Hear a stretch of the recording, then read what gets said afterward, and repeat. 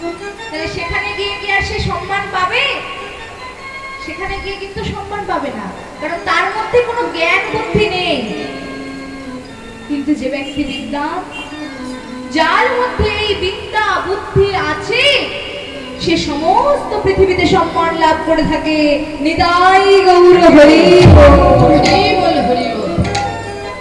তা এমনই একজন বিদ্বান ব্যক্তি হচ্ছে আমাদের সকলের পূজনীয় স্বামী বিবেকানন্দ।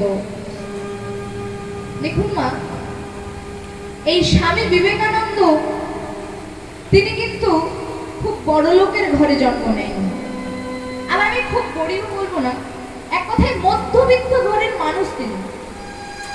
কিন্তু মধ্যবিত্ত ঘরের মানুষ হওয়া সত্ত্বেও এই বিদ্যার জোরে তিনি ওই আমেরিকার শিকাগো